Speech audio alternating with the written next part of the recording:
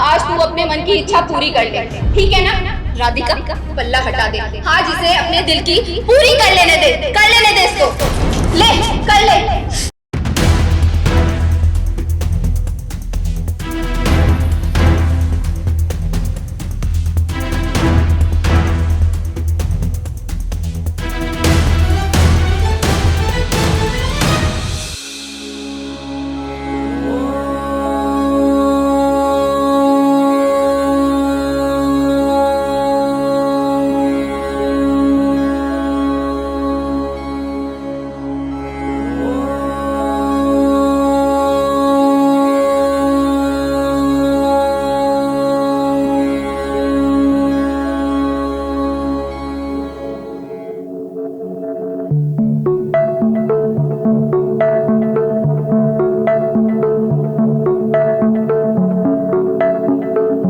दीदी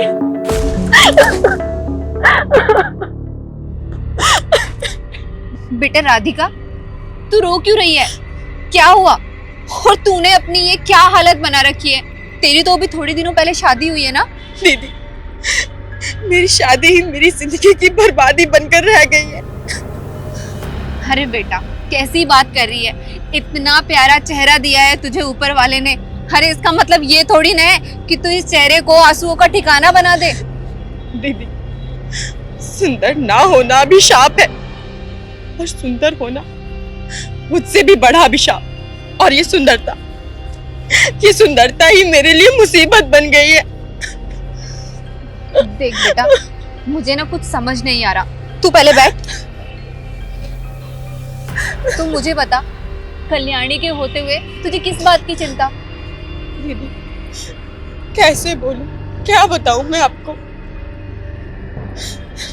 देख बेटा, ये जो हमारे अंदर का डर होता है ना, ये हमें और डराता है जब तक हम इस डर को मार नहीं देते। और इस कल्याणी दीदी के होते हुए तुझे किस बात की चिंता? तू मुझे बता। दीदी, मेरे हस्बैंड फौजी है, आपको तो पता ही है ना। हाँ बेटा, मुझे बहुत अच्छे से पता है, लेकिन एक फौजी की बीवी तो शेर नहीं होती है जो परेशानियों का डट के सामना करती है। लेकिन तू तो रो रही है। मुझे बता, क्या परेशानी है? क्यों परेशान है तू? दीदी, मेरी शादी के 20 दिन बाद। यार रोहन, तेरी भाभी भी ना एकदम ढीली है। ट्रेन का टाइम हो रहा है और देख अभी तक अपने श्रृंगार में डूबी हुई है। ऐसे भैया, भाभी को श्रृंगार की जरूरत क्या है? भाभी वैसे ही इतनी सुंदर है।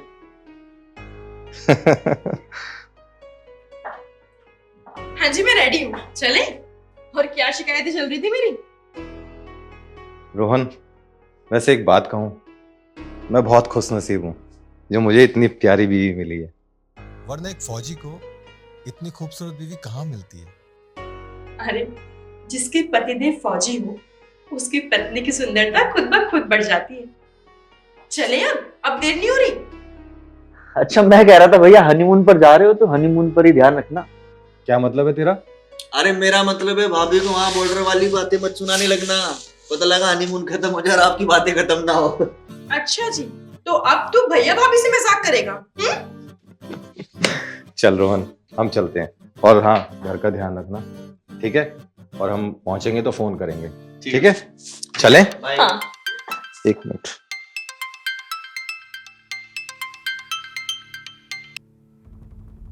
जैन सर। व्हाट? जी sir. Okay sir. No no no no problem sir. Okay. जय हिंद सर। जी, सब ठीक तो है ना? राधिका, बॉर्डर पे ना कुछ इमरजेंसी आ गई और मुझे ना भी निकलना होगा। और मेरे साथ साथ जितने भी फौजियों ने छुट्टी ले रखी थी, उन सबकी छुट्टी रद्द हो गई है। सॉरी, मैं जल्दी आ जाऊंगा, ठीक है?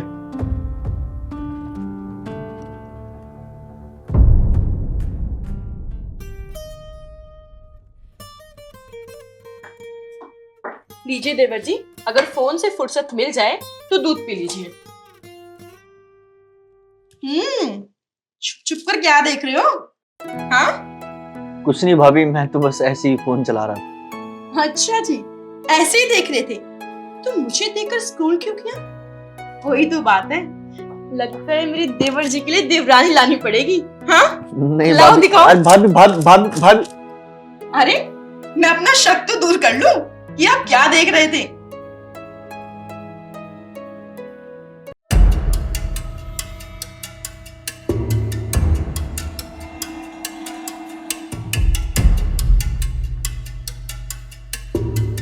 ये सब क्या है देवर जी? आपके फोन में मेरी इतनी सारी फोटोज क्या कर रही हैं? और आपके दिमाग में चल क्या रहा है? क्या सोच रहे हैं आप? हे भगवान, सब क्या हो रहा है? देवर जी, छी! भाभी, जब आपको सब पता चल ही गया है तो मैं आपको खुलकर बता देता हूँ। अच्छा, बताओ, बता तो मुझे क्या बताओगे? यही कि आपकी खूबसूरती ने मेरा होश, सुख, चैन, नींद सब उड़ा दिया।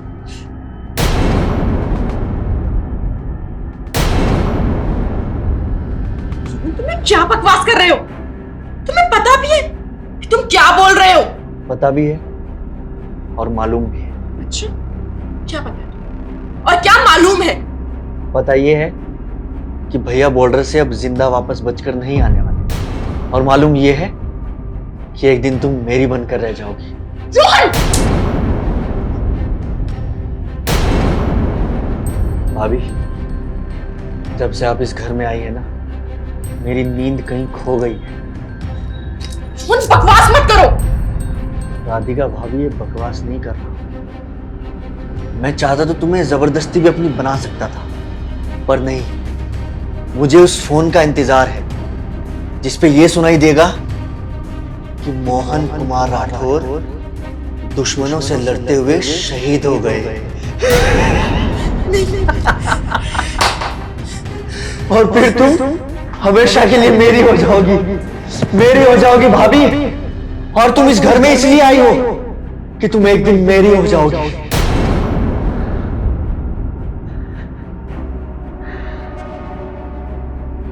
आई लव यू भाभी।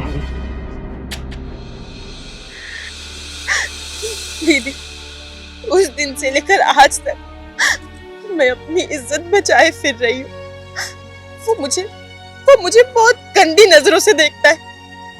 मैंने ये सारी बात फोन करके उनको भी बताई, लेकिन उन्होंने मेरी बात टाल दी, मेरी बात का भरोसा नहीं किया।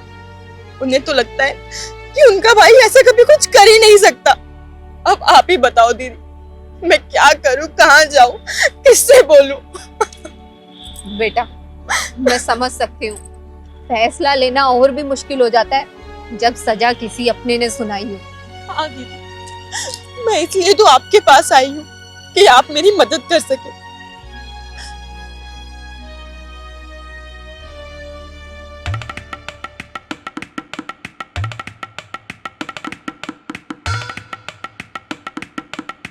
समझ गई बेटा। लेकिन दीदी, क्या ये ठीक रहेगा? देख बेटा, नासूर का सिर्फ एक ही इलाज है, वो है ऑपरेशन। चल मेरे साथ।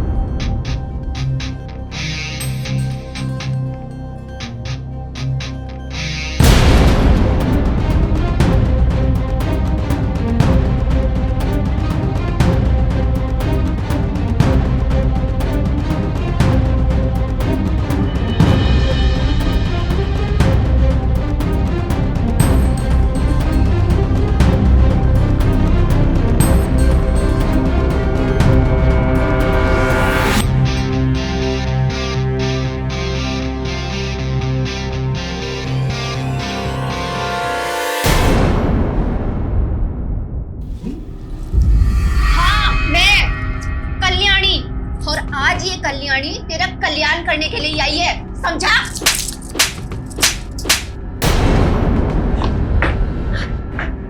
देखा दीदी, आज तो इसने हद ही पार कर दी। अगर आज आप नहीं होते तो पता नहीं मेरे साथ क्या करता। अरे जिस देश में भाभी को माँ समझा जाता है, तू उसी माँ पे गंदी नीयत टिका के बैठा हुआ है। तुझे जरा शर्म नहीं आई? अरे तेरा वो भाई बॉर्डर पे जो लड़ रहा है पूरे देश के लिए, तू उसी की बीवी पे गंदी नजर लगा के बैठा हुआ है। ये ऐसे ख्याल रखेगा तू? तेरे दिमाग में इतनी गंदगी भरी हुई है, मुझे नहीं पता था। अरे ये तेरी भाभी लगती है ना, और मुझे दीदी बोलता है तू। एक काम कर, तेरे दिल में जितनी गंदगी भरी हुई है, जितनी हवस भरी हुई है ना, आज तू अपने मन की इच्छा पूरी कर ले, ठीक है ना? राधिका, पल्ला हटा दे, आज इसे अपने दिल की पूरी कर लेने दे इसको। ले, कर ले, बड़ा हाथ अपना कर ना। दीदी मुझे माफ कर दो, भाभी मुझे माफ कर दो, मैं बहक गया था भाभी। मेरी आंखों में जो गंदगी का पर्दा आ गया था, उसको आज दीदी ने हटा दिया है। मुझे माफ कर दो भाभी, मुझसे बहुत बड़ी गलती हो गई, मुझे माफ कर दो भाभी।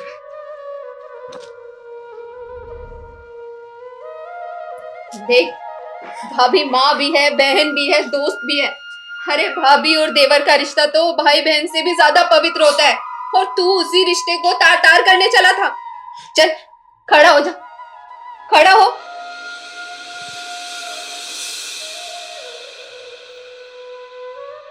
मुझे माफ कर दो दीदी, भाभी आप भी मुझे माफ कर दो। मुझसे बहुत बड़ी गलती हो गई है, और आज के बाद ये गलती कभी नहीं होगी। देवर जी, अगर कोई बच्चा गलती करता है तो माँ उसको मारती है, डांटती है, लेकिन कभी उसे घर से नहीं निकालती, और ना ही दिल से। आप मेरे देवर थे, हैं, और हमेशा रहेंगे। देखा रोहन, भाभी माँ जैसी ही होती है। भले ही माँ ना हो, लेकिन माँ जैसी ही होती है। अरे तेरी इतनी बड़ी गलती के बाद भी उसने तुझे माफ कर दिया।